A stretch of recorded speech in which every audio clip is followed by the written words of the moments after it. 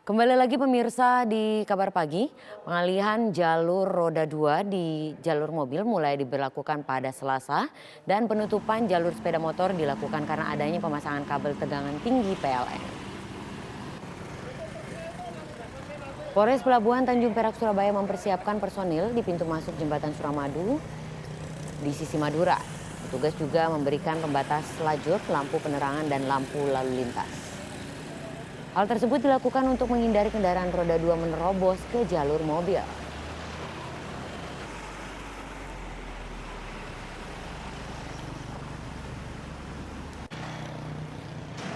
Jalur roda 2 ditutup, dialihkan ke jalur roda 4. Di jalur roda 4 itu terbagi 3 lajur yang digunakan lajur darurat, sehingga yang digunakan lajur darurat 1 lajur, kalau 2 lajur digunakan untuk roda 4, sehingga tidak ada pengaruh apa-apa. Demikian juga kalau situasi emergensi ada macet, mogok di tengah jalan, masih ada untuk evakuasi 1 arus. Lalu bagaimana kondisi lalu lintas pengalihan jalur sepeda motor di jembatan Suramadu? Kita tanyakan pada reporter TV One Reyan Yudhistira yang ada di sana. Selamat pagi Reyan. Ya, apa dampak dari pengalihan jalur sepeda motor ke jalur mobil di jembatan Suramadu saat ini? Reyan.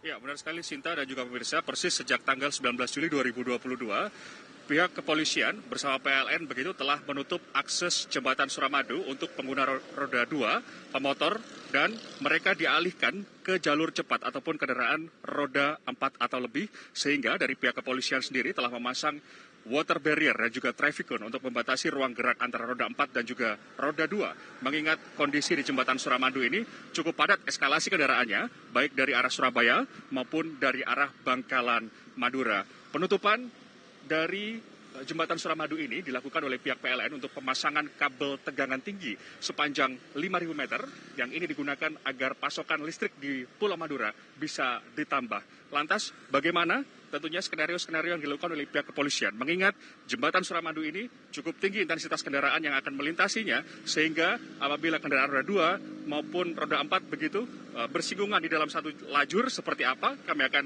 bertanya langsung dengan Kasat Lantas dari Polres Tanjung Perak Surabaya, AKP Eko Adiwibowo. Selamat pagi, Pak Kasat. Selamat pagi. Ya, Pak Kasat, bisa dijelaskan mungkin, ini pemasangan water barrier, traffic cone sudah dilakukan oleh pihak kepolisian, tentunya skenario-skenario sudah dimatangkan begitu, mengingat 1 tahun penutupan jalur roda 2 ini. Seperti apa Pak Kasat? Jadi begini, jadi proyek PLN ini yang ketiga ini pemasangan jaringan baru kabel listrik untuk daya yang di Pulau Madura diindikasi lebih muatan, sehingga diadakan pengerjaan di jalurnya roda 2. Sehingga jalur dari roda 2 kita alihkan ke jalur roda 4. Di jalur roda 4 ini ada 3 jalur, Mas. Jadi 1 jalur ini, lajur darurat, yang 2 lajur untuk roda 4. Kita pemasangan water barrier sekitar ada 150-an, ditambah traffic cone, perpaduan water barrier traffic cone sekitar 250-an. Sampai sepanjang jembatan itu kurang lebih 5,6 kilo, Mas. Untuk petugas yang diterjunkan, 20 dari Satlantas Polres Tanjung Perak, 10 dari Polsek Kenjeran, dan 5 personel dari Sabara. Kita bagi 3 shift untuk pengamanan dan pengaturan kelancaran proyek PLN ini, Mas. Ya. Pembatas ini, Dan, ini digunakan water barrier yang sifatnya sementara begitu. Mengingat di tengah jembatan angin kencang juga bisa terjadi. Nah, apakah kekuatan dari water barrier maupun pembatas seperti traffic cone ini kuat, Dan, ketika ada angin kencang menerpa di tengah jembatan? Ya. Jadi begini, Mas. Memang pelaksanaannya sebenarnya dilaksanakan tanggal 14, karena kita simulasi, kita evaluasi, sehingga water barrier belum terpasang dengan sempurna, sehingga khawatir kenanya, sehingga tanggal 19 insya Allah fix, Mas, water barrier sudah diisi air, untuk traffic cone sudah dikasih pemberat, Mas. Tapi demikian, Mas, karena kuasa alam di tengah, Mas, biasanya angin terlalu keras sekali, sehingga anggota kami patroli terus bersama dari pihak PLN juga patroli bergantian. khawatir ada traffic cone atau water barrier yang jatuh sehingga kita berdirikan lagi. Dan itu pun kita antara water barrier satu dengan water barrier satu lagi dan traffic cone kita tali kencang-kencang Mas. Di tali itu dikasih lampu light panjang juga waktu malam hari sepanjang 5,6 km itu Mas.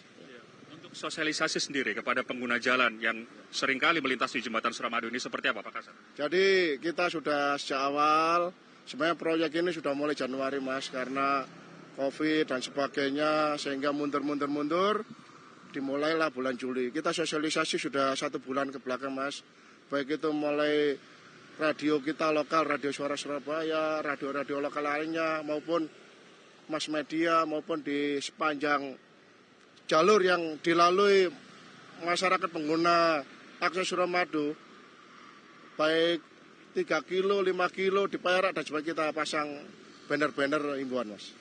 Ya, baik, terima kasih. Kasat Lantas Polres Tanjung Perak Surabaya, AKP Eko Adiwibowo telah bergabung bersama kami. Ini tadi Sinta dan juga pemirsa informasi yang bisa kami bagi dari Jembatan Suramadu terkait dengan penutupan jalur kendaraan roda 2 yang dialihkan ke jalur roda 4 karena ada pemasangan kabel tegangan tinggi oleh pihak PLN selama setahun ke depan.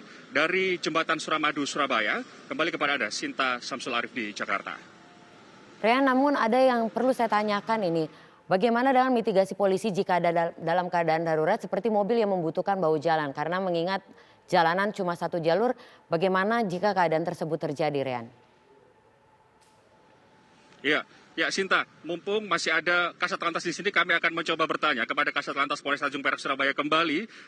Pak Kasat, mohon izin bergabung kembali. Ini ada pertanyaan dari host yang di Jakarta terkait dengan bagaimana jika ada kendaraan yang mogok sehingga dia tidak bisa beralih ke jalur darurat karena jalur darurat digunakan untuk roda 2. Seperti apa skenarionya Pak Kasat? Jadi begini, pertama kita menggandeng dari Damkar dulu.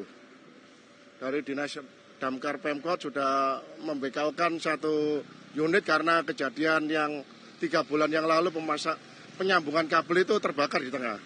Lalu kita menyiagakan unit direct Mas. Sedangkan yang dinukan untuk roda 4 ini kan ada 2 lajur Mas. Seandainya darurat pun evakuasi dan sebagainya itu masih ada dilalui 1 lajur Mas. Jadi bisa dilalui gitu ya. Baik, ya. 2 lajur ini, 1 ya, lajur iya, bisa. Emergensi begitu ya Pak Kasat ya. Baik, terima kasih Pak Kasat. Itu tadi Sinta, informasi lanjutan begitu bagaimana jika ada kendaraan roda 4 maupun roda 2 yang mengalami emergensi ataupun mogok di tengah jalan ketika penutupan jalur roda 2 ini dilakukan pada tanggal 19 Juli hingga setahun ke depan karena ada proyek pemasangan kabel tegangan tinggi oleh pihak PLN di Jembatan Suramadu. Sinta. Rian, saat ini Anda berada di titik pengalihan arus. Bagaimana situasi terkini? Bisakah Anda gambarkan saat ini kondisi trafik pada saat jalanan ini dialihkan begitu, Rian?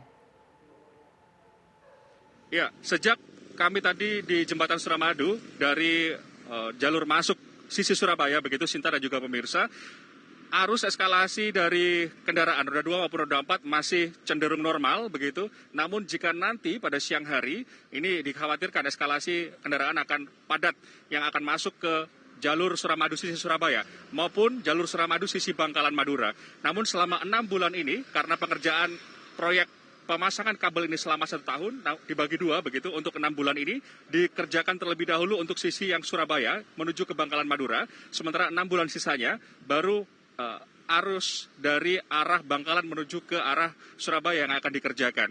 Informasi yang kami dapatkan begitu sejak tadi pagi, eskalasi arus lalu lintas begitu tidak begitu berarti. Namun jika siang nanti tentu arus kendaraan akan lebih banyak volume kendaraan yang akan melewati jalan tol.